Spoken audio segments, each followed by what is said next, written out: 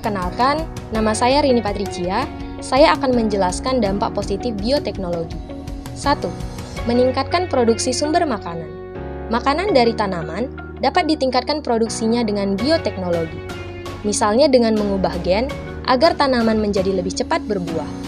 2. Meningkatkan kekebalan terhadap hama. Bioteknologi dapat meningkatkan kekebalan tanaman terhadap hama. Misalnya dengan rekayasa genetika untuk menghasilkan tanaman padi yang tahan werek. 3. Mengolah produk makanan. Produk makanan dapat dihasilkan dengan bioteknologi melalui fermentasi dengan mikroorganisme. Contoh makanan dan minuman yang dihasilkan dengan bioteknologi yaitu kecap, tempe, keju, dan yogurt. 4.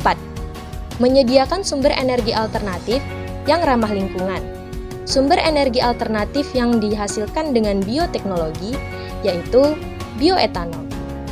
Bioetanol dibuat dari fermentasi karbohidrat yang dihasilkan dari tanaman.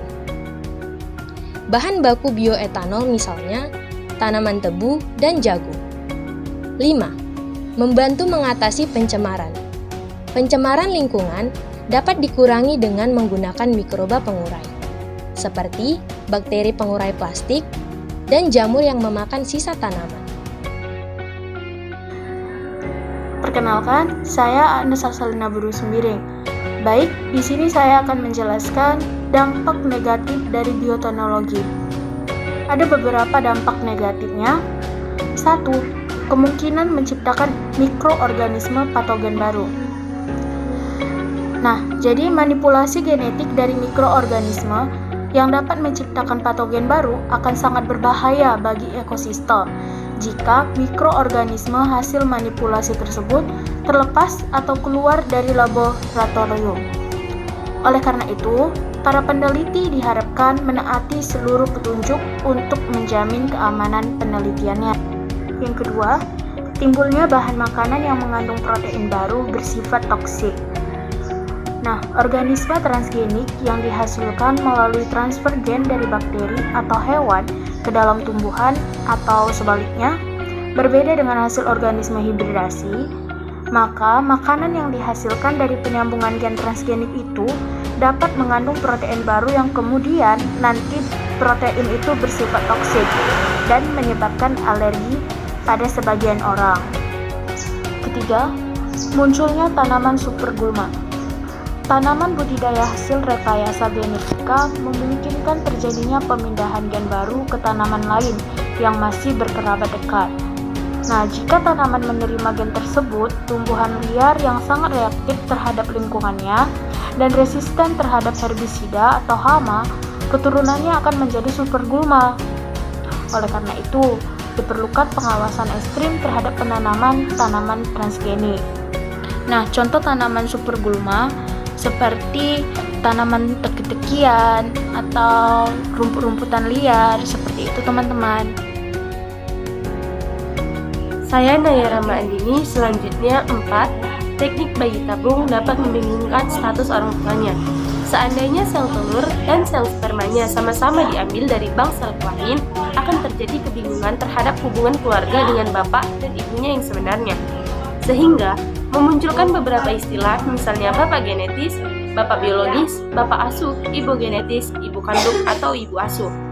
Untuk menghindari dampak negatif ini, perlu adanya bioetika kedokteran dan pemahaman agama yang kuat. 5. Resiko tinggi bagi organisme hasil cloning. Cloning dengan transfer inti seperti domba doli ternyata masih banyak menemukan kendala, salah satunya adalah tingkat keberhasilan transfer inti yang masih sangat rendah. Jaringan cloning yang dilahirkan beresiko tinggi mengalami kelainan pada sistem kekebalan, gejala penuaan dini, kelainan fungsi hati dan jantung, serta gangguan darah. Banyak negara yang melarang cloning manusia dengan alasan melanggar ajaran agama dan etika kemanusiaan. Yang keenam, penyebaran bakteri strain secara liar. Strain bakteri yang dapat mengkonsumsi minyak sebagai pembersih tumpahan minyak di lautan harus diawasi penggunaannya. Jika bakteri tersebut berada di tempat-tempat pengeboran minyak, akan menghabiskan sumber minyak di seluruh dunia. Nama saya Pusada Kelamutullah. Poin ke-7. Erosi plasma nutfah. Masyarakat cenderung menyukai tanaman transgenik yang memiliki sifat lebih unggul dari tanaman asli non-transgenik, yang sebenarnya merupakan sumber plasma dari nutfah. Akibatnya, beberapa tanaman asli tersebut berkurang, bahkan sampai mengalami kepunahan. Poin ke-8, terganggunya keseimbangan ekosistem. Sejak dikembangkannya tanaman transgenik yang mempunyai gen dengan pestisida seperti jagung bete, ternyata dapat mengakibatkan kematian larva spesies kupu-kupu raja. Hal tersebut dapat menimbulkan gangguan pada keseimbangan ekosistem, yang mana gen resisten yang terdapat pada jagung dapat dipindahkan kepada gulma yang berada pada jarak 60 km. Lalu, larva kupu-kupu raja akan memakan gulma yang telah memiliki gen resisten tadi, sehingga larva kupu-kupu akan mengalami kematian. 9. Penyalahgunaan senjata biologis. Senjata biologis ini berasal dari agen biologis seperti bakteri dan virus yang bersifat patogen dan toksin berbahaya yang dihasilkan oleh organisme tertentu.